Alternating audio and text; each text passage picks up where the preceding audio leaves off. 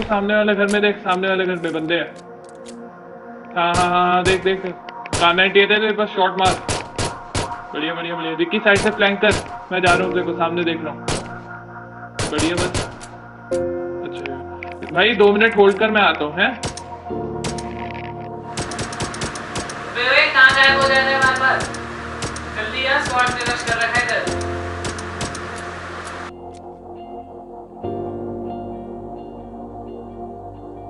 Rahul Dev. Present ma'am. Ashutosh Singh. Present ma'am. Jatin Prakash. Present ma'am. Hello hello ma'am. Ma'am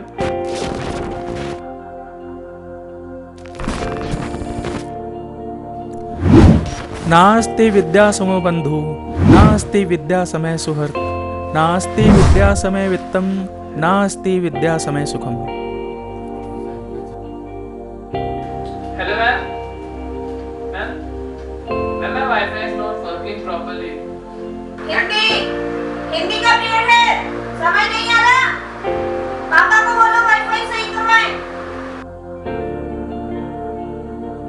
ये वही teacher है जो last year parents teacher meeting में पापा को बोल रही थी कि इसके हाथ में फोन मत दिया करो, और आज क्या दिन आ गए हैं कि यही टीचर हमें वाईफाई की स्पीड के लिए डांट रही है।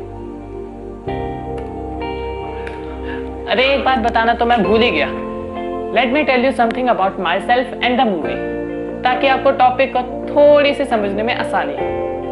नमस्कार, मैं राहुल। मैं ना ही फर्स्ट बेंचर हूँ ना ही लास्ट बेंचर हूँ, मैं एक मिड बेंचर हूँ जो बिना पढ़े एक एवरेज मार्क्स तक ले ही आता हूँ, और लास्ट बेंचर्स की तरह थोड़ी बहुत शरारतें भी हमारी चलती रहती है। और सबसे मेन बात तो ये है, हम जैसे बच्चों को कोई चिंता नहीं होती क्योंकि टीचर्स को हमसे कोई एक्सपेक्टेशंस नहीं होती।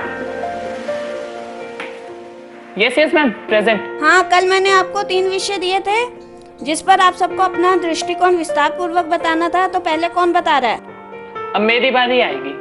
क्लास में गिनती के कुछ बच्चे तो आते ही है, जिसमें से सारे तो फर्स्ट बेंचर्स होते हैं, बैक बेंचर्स आते नहीं है। मिड बेंचर्स में एकलौता मैं ही पागल हूँ जो इस क्लास में ज्वाइन करके बैठा हुआ।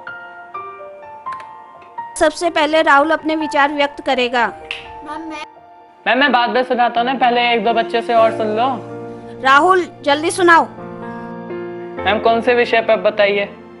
आधुनिक शिक्षा।